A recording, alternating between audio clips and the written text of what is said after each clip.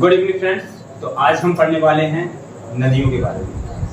नदियों की बात करें तो पहले एक आता है हिमालयी नदियाँ और दूसरी आती है प्रायद्वीपीय भारत की नदियाँ। तो आज हम बात करने वाले हैं स्पेशली हिमालय की नदियाँ। पहले नक्शा बना लेते हैं जिससे कि आपको अच्छे से समझ में आया, रटने की जरूरत ना पड़े। क्या करता है, कुछ लोग ज़्यादा रटते ही हैं और हम हिमालय के बारे में बहुत अच्छे से पढ़ चुके हैं, अध्ययन कर चुके हैं। पीछे प्रायद्वीपीय भारत की पठार वगैरह ये सब जो है पढ़ चुके हैं।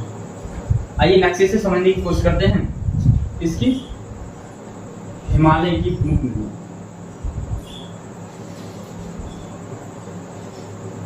हिमालय की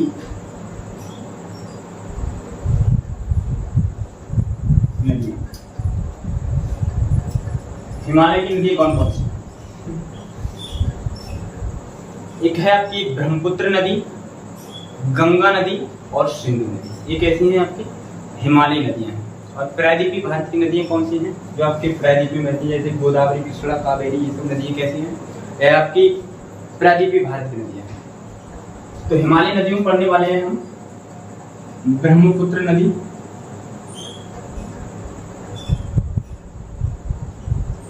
नदी के बारे में, और दूसरे पढ़ने वाले हैं सिंधु नदी के बारे में,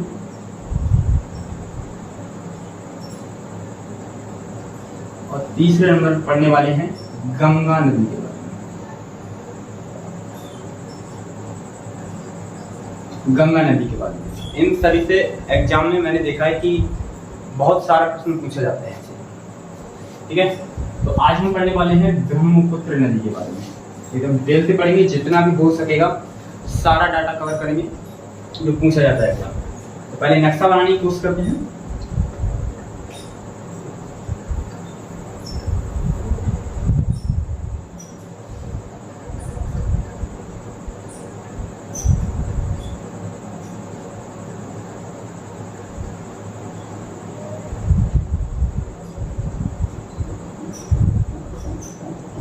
आपको अभी फिलहाल इतना ही बन सकते हैं। ठीक है,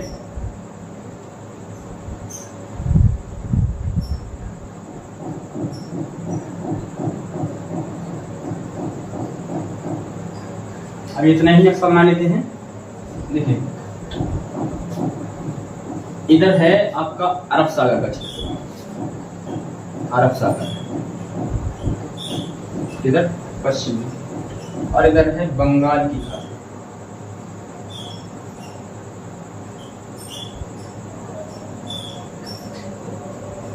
ठीक है, और इधर रहा आपका म्यांमार रहा, और इधर रहा आपका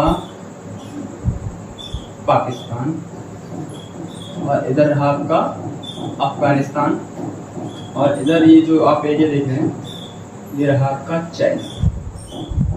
क्या चीज? चाइना। आपको पता ही होगा भारत के कितने देशों की सीमा लगती है, आपको ये पता है? यहाँ पे एक देश पड़ता है चीन के अंतर्गत, जिसका नाम क्या है? तिब्बत। तिब्बत से जो है कुछ नदियां निकलती हैं। एक यहाँ से नदी निकलती हुई जाती है जिसका नाम क्या है? ब्रह्मपुत्र नदी। और जो मानसरोवर झील है, ये तिब्बत में जो है एक मानसरोवर झील है। कौन सी? मानसरोवर झील। मानसरोवर, ये कहाँ है? आपकी कैलाश पर्वत से। आपको पता ही है कि किस हिमालय की किस श्रेणी को तिब्बत में कैलाश पर्वत श्रेणी के नाम से जानते हैं। पिछले लेक्चर देखेंगे तो आपको शायद पता चल जाएगा। मानसरोवर झील के समीप ही एक ग्लेशियर है जिसका नाम क्या है? चेमा युंगडुंग ग्लेशियर। क्या नाम है? चेमा युंगडुंग ग्लेशियर। यहाँ पे लिख देते हैं चेमा युंगडुंग ग्लेशियर। चेमा युंगडुंग ग्लेशियर। ठीक है, चेमा युंगडुंग ग्लेशियर से कौन सी नदी निकलती है? ब्रह्मपुत्र नदी।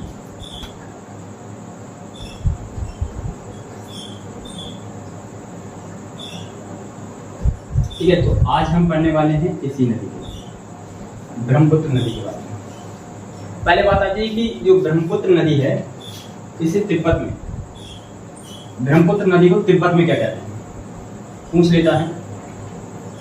जो आप देख रहे हैं ब्रह्मपुत्र नदी को तिब्बत में ऐसे लिख देते हैं तिब्बत। तिब्बत में इसे क्या कहते हैं, शांको। शांको नहीं तो आपको कहीं कहीं देखने को मिलेगा यारलुंग जांको, यारलुंग जांको देखने को मिलेगा। ठीक है, जब तक ये तिब्बत में भरी तो इसे क्या कहेंगे हम, शांको रिवर। अब जैसे ही यह देहांग गाज से, नामचा प्रभा के समीप है देहांग गाज, देहांग गाज से भारत में प्रवेश करेगी। कहाँ, यहाँ पे एक राज्य है भारत का जिसका नाम है अरुणाचल प्रदेश। अरुणाचल प्रदेश में इसे किस नाम से जानते हैं, ब्रह्मपुत्र। अरुणाचल प्रदेश, अरुणाचल प्रदेश।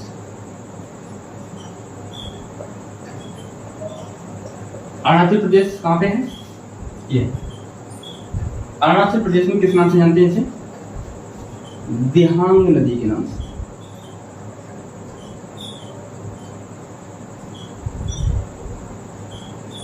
किस नाम से, देहांग नदी के नाम से। अब फिर और इससे असम राज्य में,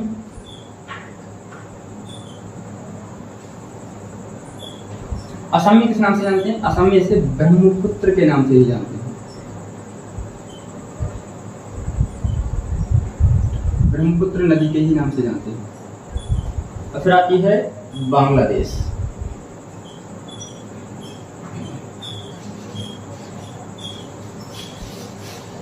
बांग्लादेश में किस नाम से, जमुना नाम से, किस नाम से, जमुना नदी। याद रखिएगा यमुना नहीं, यमुना हमारे देश में बहती है। कहाँ से, यमुनोत्री ग्लेशियर से निकलती है, लेकिन ये है आपकी जमुना नदी। ठीक है, क्या नाम है, जमुना नदी। अब आपको पता होगा कि आपको लंबाई कितनी है, इतनी बात समझ में आ गई। इसकी लंबाई देखो, ब्रह्मपुत्र नदी की लंबाई,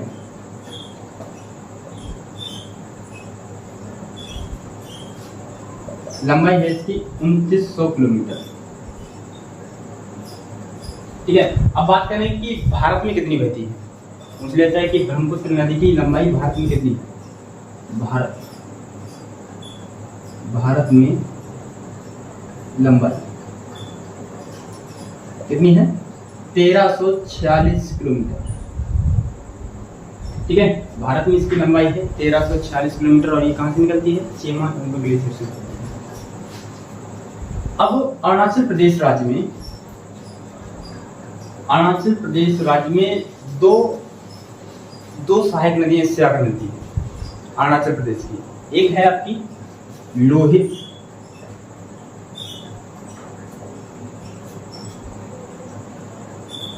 लोहित नदी। अरुणाचल प्रदेश में 2 नदियां आकर मिलती हैं यहाँ से।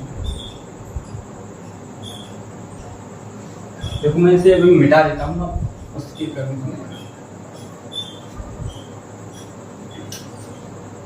मान लीजिए यह आपकी ब्रह्मपुत्र नदी बह रही है। ठीक है, अब यहाँ पे एक नदी मिलती है करके लोहित नदी। कौन सी, लोहित नदी। और दूसरी है देहांग नदी।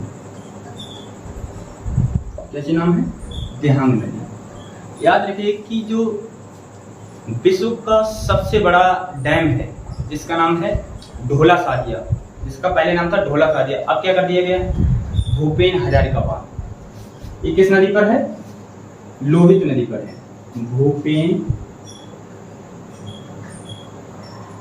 हजारिका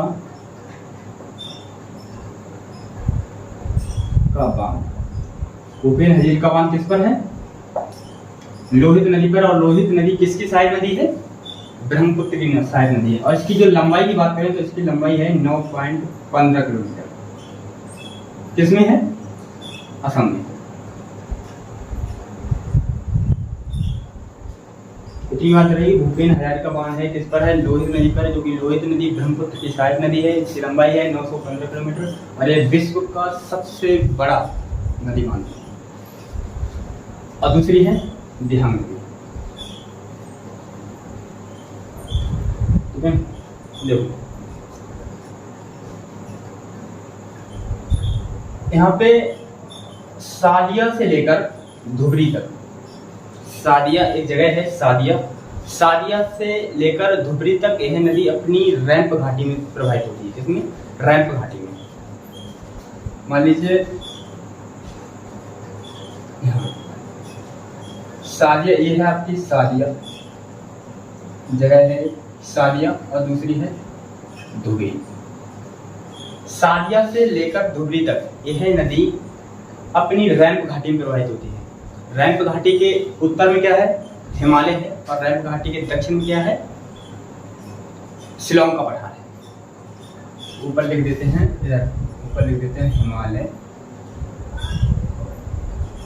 और नीचे क्या लिख देते हैं? शिलांग पठार, शिलांग पठार। और यह जो ब्रह्मपुत्र नदी है एक गुम्फित जलमार्ग का निर्माण करती है। गुम्फित जलमार्ग में जो है जब निर्माण करती है तो यहाँ पे कुछ नदी द्वीप पाए जाते हैं। उन नदी द्वीपों में जो सबसे बड़ा द्वीप है वो कौन सा है? माजुली नदी द्वीप। कौन सा? ऐसे लिखो, विश्व का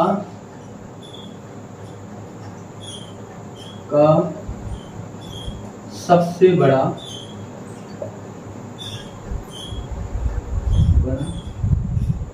नदी द्वीप माजुली नदी द्वीप, माजुली नदी, माजुली नदी द्वीप क्यों है? क्योंकि यह ब्रह्मपुत्र नदी के बीचों बीच है। मान लीजिए यह नदी बह रही है, ठीक है, और फिर यहाँ पे कोई काबू आ गया और फिर नदी यहाँ से अभी फिर बहने लगी, तो ये बीच में जो जगह आई वो किसका? द्वीप का काम करने लगी। ठीक है, तो यह क्या है? माजुली नदी जो है यह विश्व का सबसे बड़ा नदी द्वीप है माजुली, और यह ब्रह्मपुत्र नदी के बिल्कुल बीचों बीच है, और बीचों बीच होने के कारण इसकी भूमि क्या है? बहुत अधिक उपजाऊ है। अधिक उपजाऊ के होने के चलते इस पर धान की खेती की जाती है। किसकी? धान की खेती। माजुली नदी द्वीप पर किसकी खेती की जाती है? धान की। ठीक है, इसकी धान की खेती की जाती है माजुली नदी द्वीप पर। अब बात आती है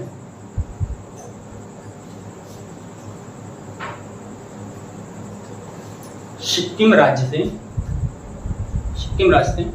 एक नदी बहती हुई आती है जिसका नाम क्या है? सिक्किम राज्य में ग्लेशियर है जिसका नाम है Zemu glacier. Zemu glacier, Zemu glacier के नितामू झील से एक नदी निकलती है जिसका नाम है तिस्ता नदी। क्या नाम है? तिस्ता नदी। तिस्ता नदी आकर के कहाँ मिलती है? गंगा नदी में आकर मिलती है, ब्रह्मपुत्र नदी में आकर मिलती है। ब्रह्मपुत्र नदी से आकर मिलती है।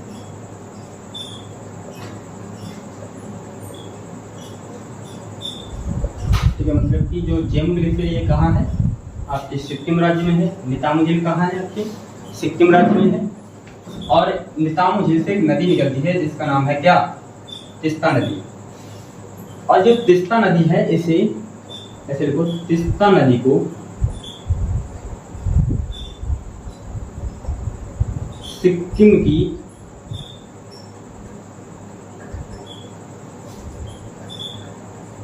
जीवन रेखा भी कहते हैं।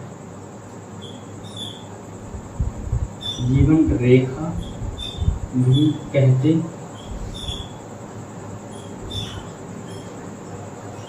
ठीक है, ये कहते हैं तिस्ता नदी को सिक्किम की जीवन रेखा कहते हैं। ये कई बार प्रश्न में पूछा जा चुका है, इसे रट जाइए। ठीक है, और एक माजुली नदी द्वीप वाला, विश्व का सबसे बड़ा नदी द्वीप कौन सा है? तो माजुली, इसे रट जाइएगा बिल्कुल।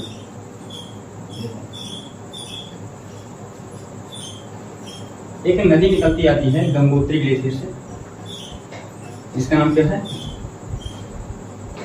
क्या नाम है? गंगा नदी। गंगा नदी जब बांग्लादेश में प्रवेश करती है तो उसे किस नाम से जाना जाता है? पद्मा। किस नाम से? पद्मा नदी के नाम से। और मैंने आपको बताया था कि जो ब्रह्मपुत्र नदी है इसे बांग्लादेश में किस नाम से जाना जाता है? किस नाम से? इसे जाना जाता है जमुना। अभी ये जमुना नदी है और इधर है ये पद्मा नदी। ठीक है, जब जमुना नदी और पद्मा नदी आपस में जब जो धाराएं मिलती हैं तो यह एक दोनों की जो संयुक्त धारा है इसे हम पद्मा नदी के नाम से जानते हैं। अब ये यहाँ पे जहाँ मिली, कहाँ मिली? यह आपके चांदपुर डिस्ट्रिक्ट है बांग्लादेश में, वहां पर मिलती है जमुना नदी और पद्मा नदी। मतलब कि पद्मा नदी जब जमुना नदी से मिलती है तो इन दोनों की संयुक्त धारा पद्मा नदी के नाम से जानी जाती है। किस नाम से? पद्मा नदी के नाम से। ठीक है, अब पद्मा नदी जब आगे बढ़ती है तो मणिपुर राज्य में एक नदी है बराक नदी। कौन सी? बराक नदी। बराक नदी जब पद्मा से मिलती है तो इन दोनों की संयुक्त धारा मेघना नदी के नाम से जानी जाती है। कौन सी? यह है आपकी बराक नदी। जब बराक नदी आकर के मिली किससे? पद्मा नदी से, तो इन दोनों की संयुक्त धारा कौन सी नदी कहलाती है? मेघना नदी। और यह मेघना नदी ही आपके बंगाल की खाड़ी में गिरती है। जब ये बंगाल की खाड़ी में गिरती है तो एक डेल्टा का निर्माण करती है जो कि विश्व का सबसे बड़ा डेल्टा है, जिसका नाम क्या है? सुंदरबन डेल्टा। और सुंदरबन डेल्टे में सबसे ज्यादा ही क्या है? सुंदरी नामक वृक्ष पाए जाते हैं। डेल्टा जानते हैं, जब नदियां एकदम आसपास को बहा कर ले जाती है तो ये उनका जल जो है कई अलग अलग मार्गों में बढ़ जाता है, तो उसे क्या कहते हैं हम? डेल्टा। ठीक है, अब बराक नदी की जो लंबाई है वो है 900 किलोमीटर। कितनी? 900 किलोमीटर। अब बात करें कि सिर्फ और सिर्फ भारत में कितनी है? भारत में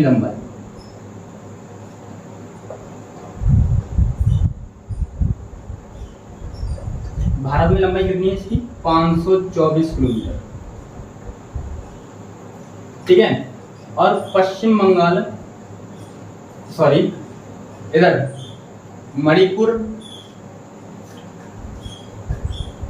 मणिपुर और उसके बांग्लादेश की जो सीमा मिलती है, सीमा कितनी है? मात्र 31 किलोमीटर। 31 किलोमीटर की सीमा मिलती है। ठीक है, तो ये थी आपकी मेघना नदी के बारे में, कुछ सिंधु नदी के बारे, सॉरी ब्रह्मपुत्र नदी के बारे में। अब ब्रह्मपुत्र नदी की कुछ सहायक नदियां हैं, वो और लिख लो। सहायक नदी,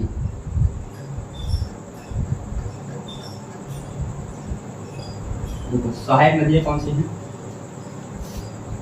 लोहित, ठीक है, लोहित नदी है, दिहांग नदी है, मानस नदी है, लोहित, मानस, दिहांग, सुबनसिरी,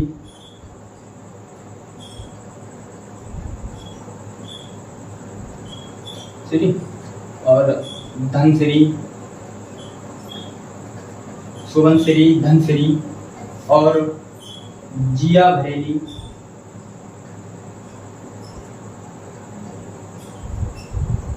ठीक है, और एक नदी और आती है जिसका नाम है, इसमें तो पगला दिया, क्या दिया? पगला दिया।